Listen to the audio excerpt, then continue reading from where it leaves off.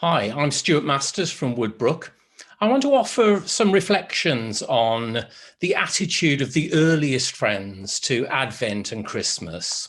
And looking at those particular characteristics at the beginning of our movement, we can also then trace how those things have changed over time and give us a bit more of an understanding of why there is a diversity of attitudes towards Advent and Christmas amongst friends across the world today. If we go back to the 17th century, early friends rejected the liturgical calendar of the church, the memorializing the remembering of the Christian story of the Jesus event, the incarnation, across a number of holy days in a year. And of course, for the church, that was very much about waiting in the meantime. There was a promise that Jesus Christ would return. And until that happened, one of the ways that the church could be faithful would be to remember those events of the Jesus incarnation.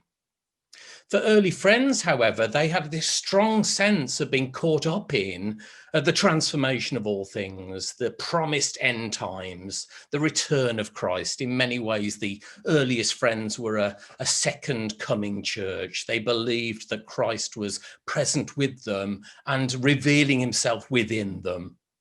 And so because of that, early friends felt that focusing on remembering something that happened in the past was really not very important when actually the fulfillment of those things was being experienced in the present. And so for early friends, all of the outward story of Jesus needed to be fulfilled within people inwardly and spiritually. So for all of us, there was a need for Christ to be born within. For all of us, there was a need to experience the ministry of Christ within, the inward teacher, healing within, performing miracles within us. And it was also essential for the death and resurrection of Jesus to be experienced within people, very much understood as a death to the old way in Adam, the fallen way, and a resurrection or a raising up of a new life in Christ. And so for them, focusing on remembering a story from the past seemed to be the wrong focus. What mattered was participating in that as it was fulfilled within you here and now. And that very much seemed to be being caught up in the end times and the transformation of all things. And so the rejection of the following of the outward calendar was very much to do with the experience of feeling that this was happening now in a real sense within God's people. But of course, as we know, that sense of all things being transformed, the end times coming, was not realized. It didn't happen. Quakers' expectations were disappointed, and they ended up being quite severely persecuted in the following sort of 30 or 40 years. So how does a group of people with this expectation of their spirituality formed in a place of transformation of all things, what happens to that spirituality over time when actually what you're having to do is to sustain your faith in the world that is as it is, rather than the way you expected it to be?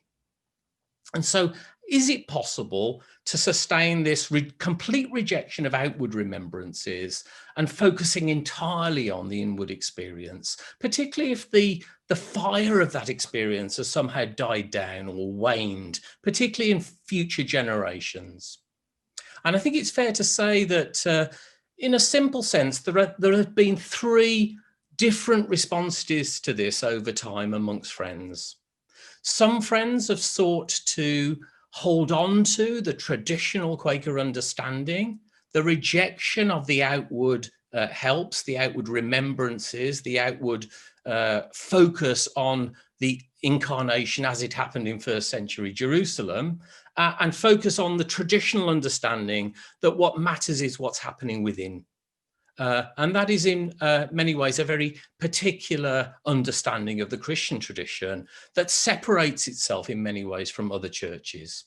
what we might call the conservative position, the position that tries to conserve traditional Quaker understandings, distinctive from other churches. The second position has been a feeling that we are part of the Christian church, particularly the Protestant evangelical elements of the Christian church, and a desire to become closer to those groups, to work with them in fellowship and joint partnership. And that leads to a softening of the distinctives that separate Quakers from other Christians.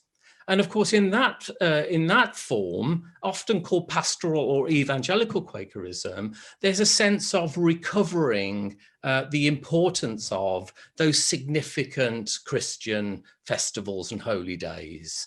And so there's a tendency to return to a position that's more common with other Christians around the world. And then finally, of course, there are those friends who felt that the Christian narrative is no longer particularly meaningful to them, friends who draw on inspiration from other traditions. And in that sort of situation, of course, the Christian narrative and remembering the events of the Christian story become less and less important as the focus turns to a wider range of influences and inspirations.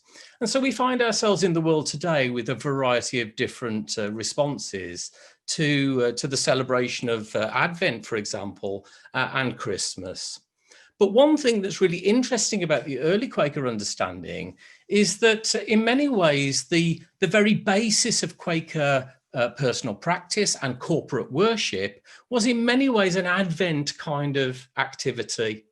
If what mattered most was Christ being born within you, then every time that you stop and surrender yourself in expectant waiting, as we would say within the unprogrammed tradition, you are waiting for Christ to be born within you. You are waiting for Christ to teach you, to heal you, and to perform miracles within you. You are waiting for Christ to die and be resurrected within you. And so we might say that from the very heart of the beginnings of the Quaker movement, we see an Advent kind of idea as the very basis of our worship and spiritual practice.